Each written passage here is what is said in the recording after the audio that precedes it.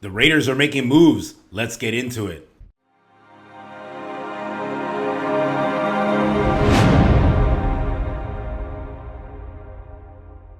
Welcome back to another video. We're going to be analyzing the trade that was done last night. The Raiders acquiring Geno Smith for a 2025 third round pick. But before we get started, hit the like and subscribe.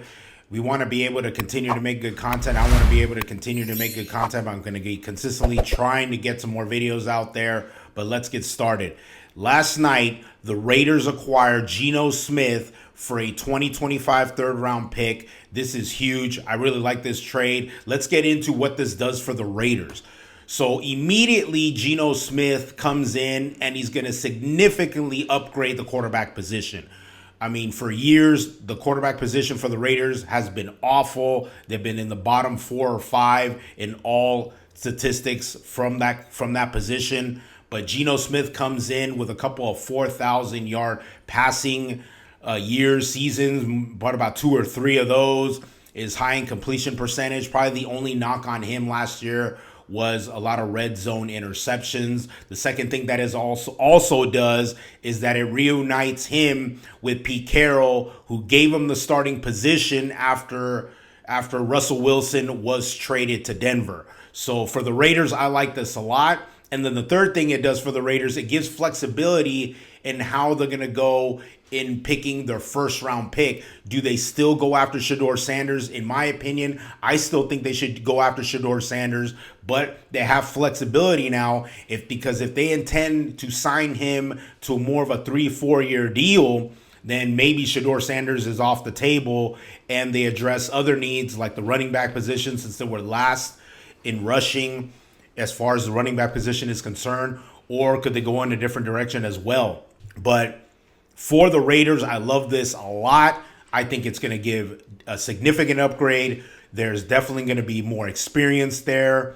He's able to elevate the wide receiver core, which Jacoby Myers is probably going to get better. Brock Bowers, who had a great rookie season, is definitely going to get better. And then they recently picked up Michael Gallup out of retirement. He is going to come back, and I believe that they still may need a number 1 wide receiver. And for right now, what it does for Seattle is a little bit of a head scratcher, but I have to believe that there's a plan B here, because they wouldn't have traded Geno Smith if they did not have a backup plan. And I think the backup plan, the consensus is it's Sam Darnold.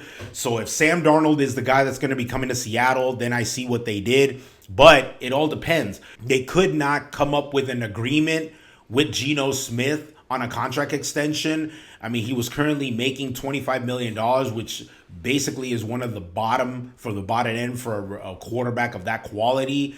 And it looked like the Seattle Seahawks weren't able to come up with a number that satisfied Geno Smith, and that's why they were able to make this trade to the Raiders.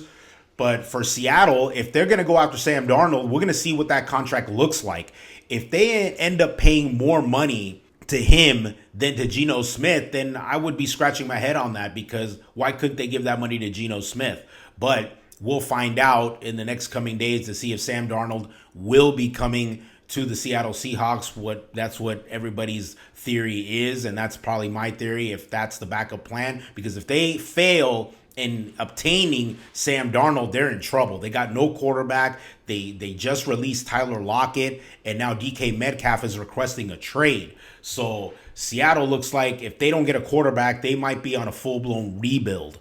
So in that end, I mean, for the Seahawks, we'll see what happens unless they do have that plan B and they plan to acquire Sam Darnold. But like I said, for the Raiders, this is huge. But we'll see where they end up going as far as the draft is concerned. Do they continue to pursue the rumor is trying to get Shedeur Sanders? I would prefer that they continue to get Shedeur Sanders, but we'll see what happens with that.